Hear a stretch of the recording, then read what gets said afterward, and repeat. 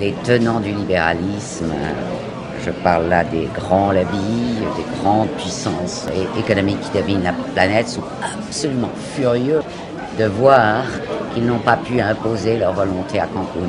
Grâce à la résistance très courageuse des pays du Sud, on a gagné du temps. Il s'est passé l'improbable, un sursaut de dignité qui fait que ces pays ont dit « bon, on n'a plus rien à perdre ». Donc tout a gagné et ils ont dit « nous sommes repartis les mains vides mais la tête haute ».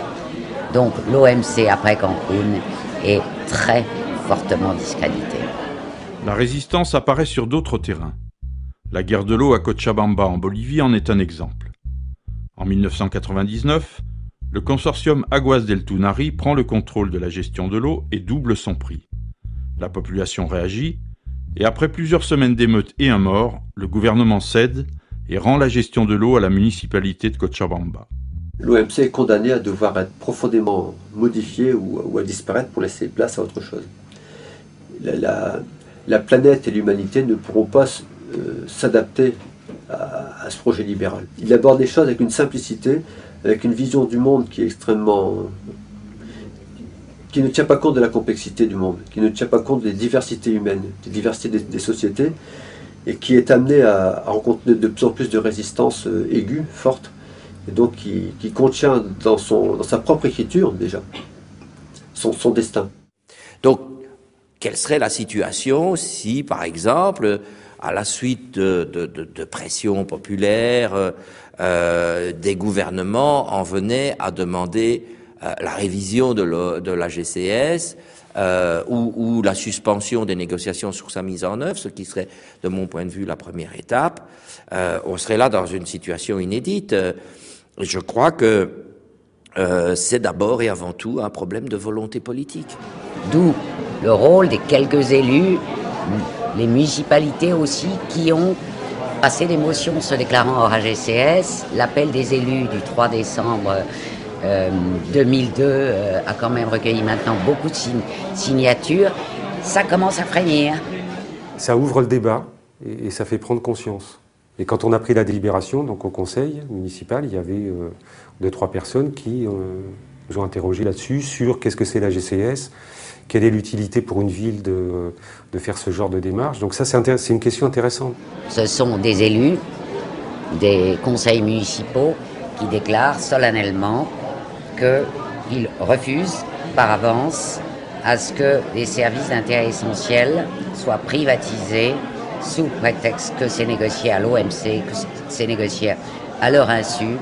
Le jour où on pourra dresser une carte des zones non AGCS en France, et je l'espère en Europe, et qu'il apparaîtra que des portions significatives du territoire national ou du territoire européen se sont déclarées zone AGCS, on n'est plus dans le symbole. Il y a un vrai problème politique à partir de ce moment-là.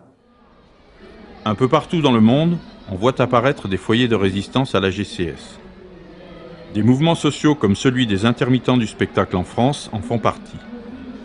Le mouvement des intermittents, il était valable que s'il faisait modèle, exemple, que s'il devenait lui-même un outil pour d'autres personnes de la société civile qui, à nouveau, auraient besoin de se battre contre un règlement abusif ou surtout un règlement qui ne serait pas élaboré à plusieurs, mais qui tomberait comme ça, comme c'est vraiment ce truc de la loi divine qui, à mon avis, n'est pas recevable, quoi. Le 26 juin dernier a été signé à l'UNEDIC un accord sur l'assurance chômage des intermittents du spectacle, qui exclura, s'il est appliqué, 30 000 personnes.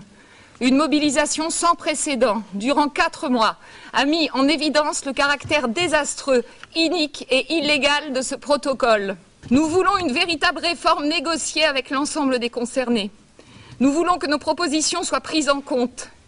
Nous n'avons pas d'autre choix que la résistance, c'est agir ou disparaître. Je suis essoufflée, émue et essoufflée. Ce que nous défendons, mais je réclame le droit à la maladresse et au travail. Ce que nous défendons, nous le défendons pour tous. Moi, je fais le lien avec des histoires de la GCS. Et d'ailleurs, la GCS, je commence à percevoir ce que ça représente à travers mon engagement sur la question du protocole du 26 juin. Une des formes de résistance, c'est d'expliquer aux gens. C'est-à-dire, l'éducation populaire, c'est une forme de résistance, je pense. Là je donne mon avis strictement personnel. C'est une forme de résistance à la démarche qui est concomitante d'ailleurs à la destruction du service public, qui est de faire de l'individu quelqu'un de complètement idiot qu'on peut manœuvrer comme on veut. Donc lui donner la possibilité de ne pas être manœuvré et de comprendre ce qui se passe, c'est aussi un acte de résistance. Rien n'est inaccessible à personne, surtout de ceux qui constituent notre société. Essayez de comprendre ce que représente ce texte-là. On peut inviter chacun au sein d'une association de quartier ou justement au sein de son entreprise ou dans sa famille même. Des fois, c'est au sein d'une famille, d'une communauté à le faire. C'est-à-dire à partir d'une chose très très spécifique, très pointue, à le décortiquer. On va vraiment essayer de comprendre ce que ça représente et à partir de là, on peut faire des nouvelles propositions. Il faut que les citoyens comprennent, pour certains, qu'il faut arrêter de consommer le politique, pour d'autres, qu'ils ont la possibilité, voire le devoir d'agir sur les décisions qui sont prises. Mais quand je dis d'agir, c'est pas dire je ne suis pas d'accord, c'est de construire ensemble. Et les élus, il faut qu'ils comprennent aussi que finalement, ils n'ont pas autant de pouvoir que ça, et que le peu de pouvoir qu'ils ont, ils le tiennent des citoyens. Donc ça vaut le coup quand même de travailler ensemble. Décryptons, continuons de décrypter, on décryptera jamais assez, et surtout ne laissons pas les mots régir notre quotidien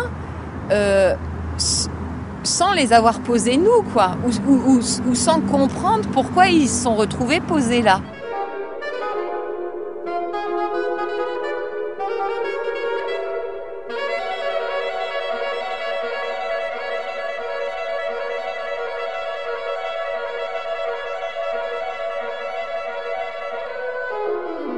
Il faut accepter que les idées circulent, qu'il y a des niveaux d'information différents, qu'il y a des compétences différentes et que en fait c'est la rencontre, c'est le temps qui est pris pour faire se rencontrer toutes ces choses-là qui va faire émerger quelque chose d'un peu nouveau, quelque chose d'un